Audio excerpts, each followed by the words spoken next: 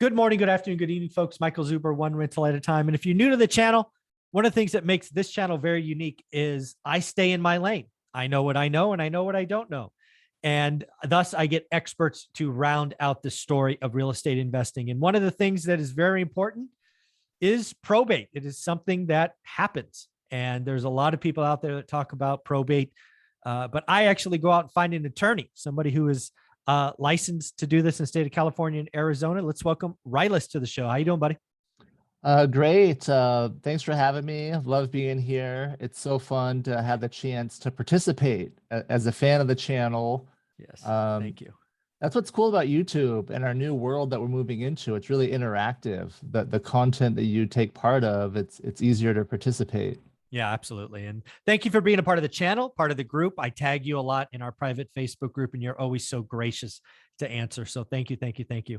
I thought what we would talk about today is a probate checklist. As you know, right, you've been to real estate meetups and you see YouTube University. Lots of people talk about probate being this endless supply of deals, and you can always get them cheap. But there's a lot of hair on probate, and or at least there can be. So as an attorney, I thought we could talk about a probate checklist, and I'll just let you go through it. Maybe I interject once in a while, but let's just put it out there. What does a probate checklist look like from an attorney?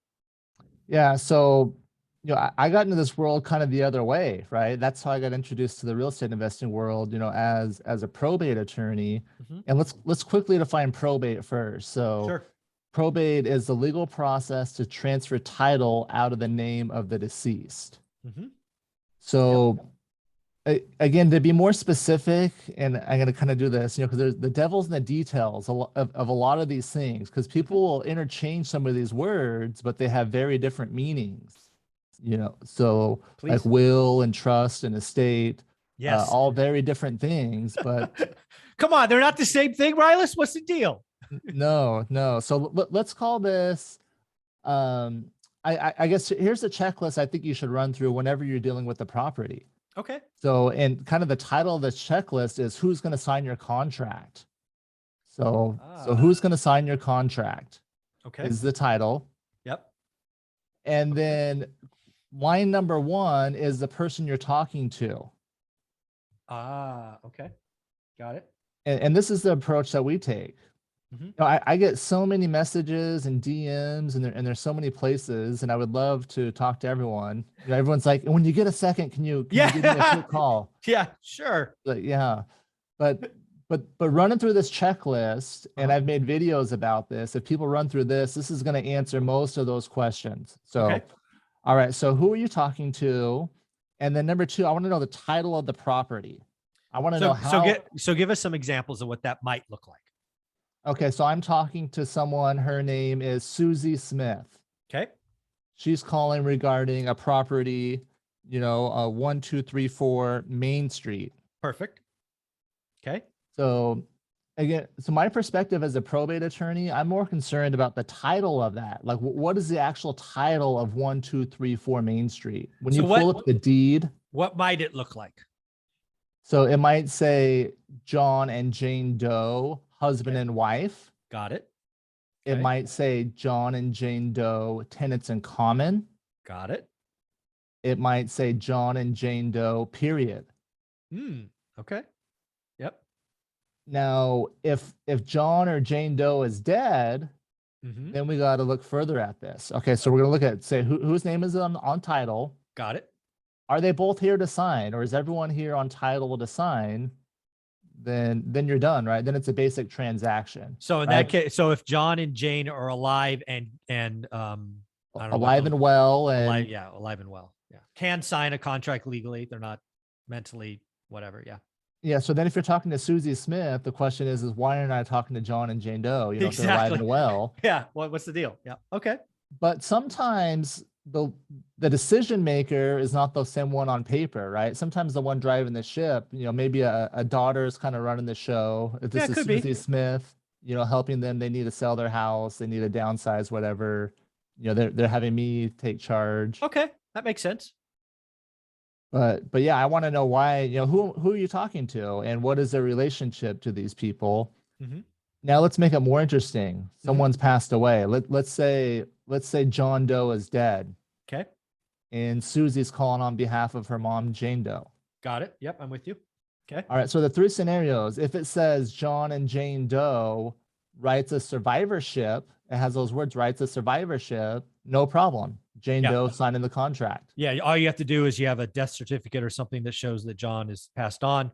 Right. Or survivorship means his 50% goes to Jane. Lickety split. You're good. Right. Right. Okay. Yeah.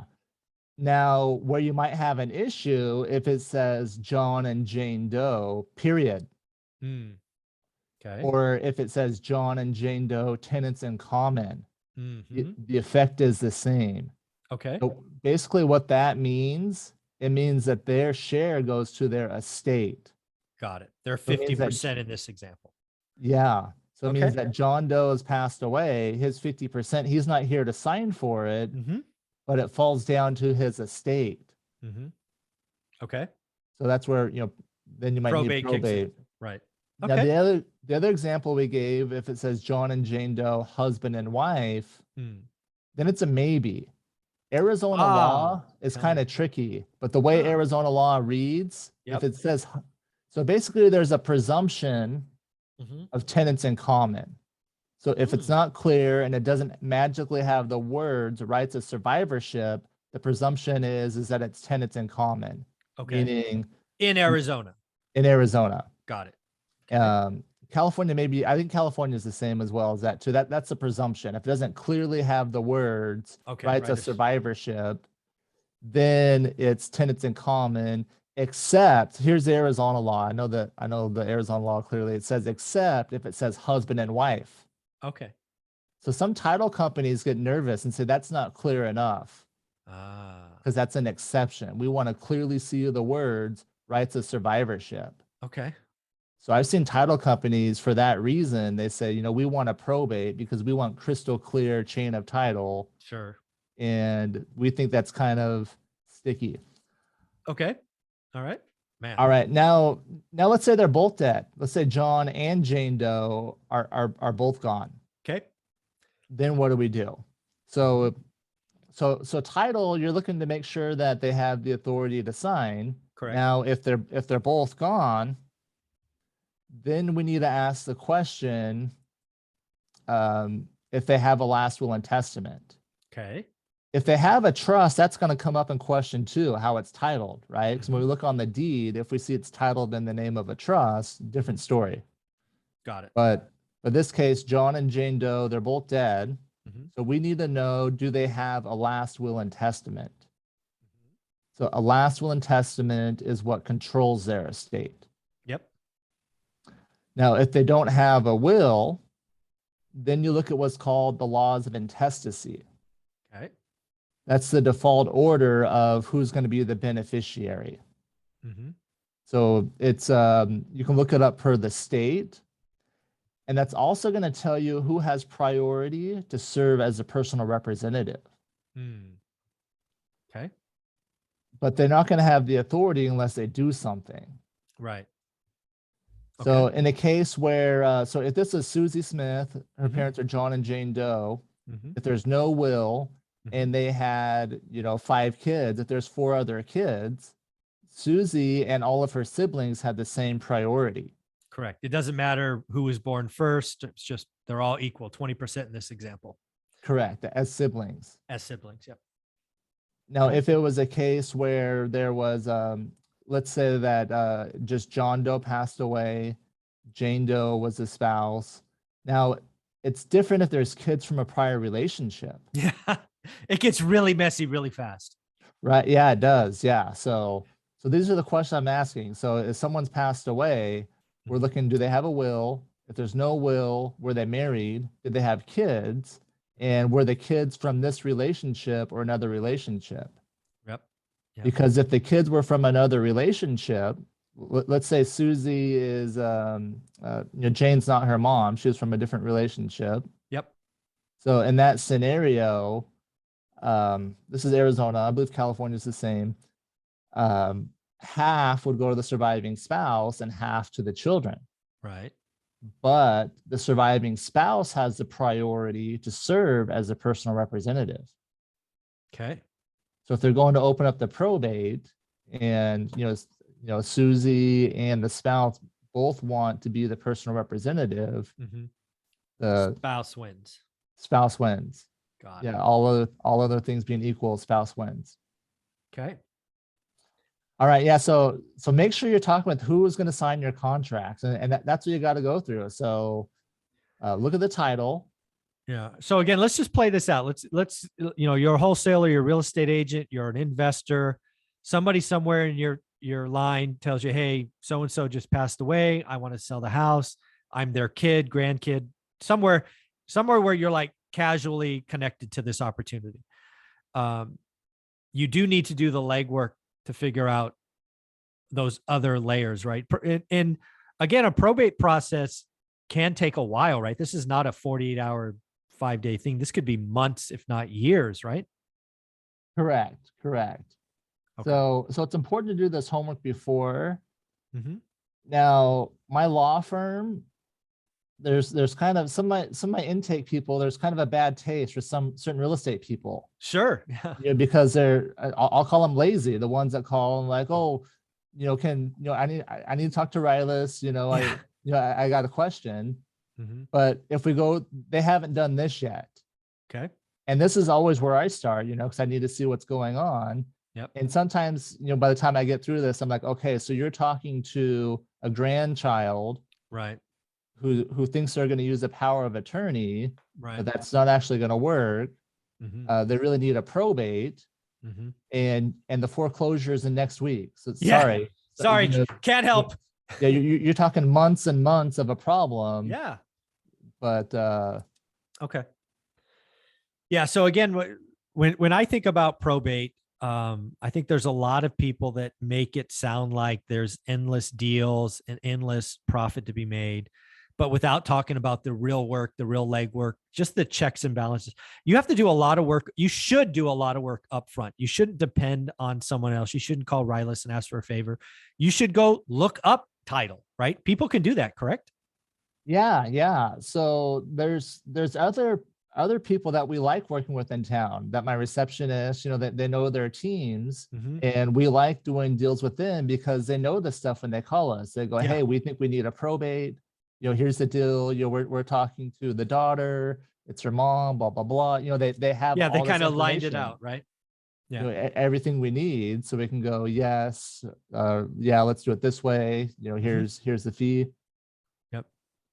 Yeah. What I would tell real estate investors, there's a couple of actions that I would strongly suggest. One is you need to find a probate attorney. It needs to be somebody in your network. You are going to come across opportunities where somebody passed away. It's the circle of life. It happens. You need to make sure this tool is in your toolbox. You need to make sure you are asking the right questions up front. Who is on title? Is there a will? Right? This checklist that Rylas has been going through. So yeah, you need to have one of these on your Rolodex because you'll find them. You need to do legwork up front. If you're in California or Arizona, I would suggest Rylas. He's a great friend of the channel. How would you want them to reach out once they've done the work, of course? Yeah. So if they've gone through all these steps, my law firm is danalegalhelp.com. They can find it there. Now, a great resource is my YouTube channel. I have one for Dana and Associates, but Mott Legal, I have even more. So that's MAAT. So Mott Legal, I have videos breaking down property title and probate and those processes, so you can go through these steps. Yeah, folks, if you're a real estate investor getting in or even been around for a while, there's a lot of legalese and topics. I would definitely go to Mott Legal. Frankly, I would subscribe to get his latest videos when they come out, because you need to be comfortable in this world. You need to be comfortable. Again, one of the things you'll see when you're talking to an heir is if you come off like you know what you're talking about because you're using the right vocabulary in the right way, it will be helpful.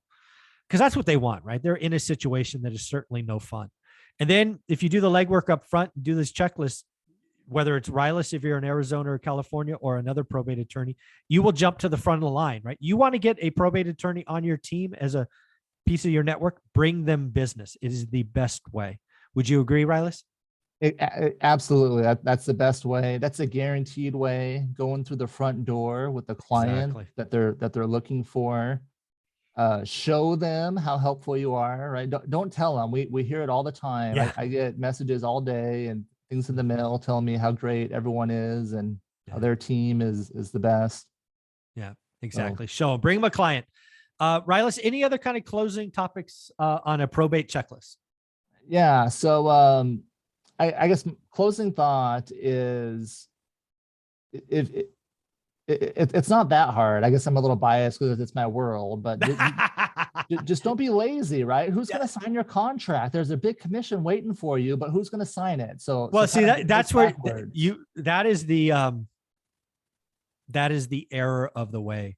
People get lost in the end result, the cash, the commission, the check. They don't do the legwork up front. They got a call, Rylas. Susie Smith wants to sell them a house. They should be excited, but they don't do the work that Susie Smith actually has the ability to sign. Do the work. Yeah, and then you call me and I got to crush your dreams and tell you that Exactly, and I get to bill you for my time. yeah. So but the closing thoughts I want to leave with is if you have the confidence and become the trusted advisor, you're going to I don't want to say control, but they're going to go with you. You're good. Yeah, you're going to convert a lion's share of those opportunities. I've been a part. I've been the answer for several people in probate.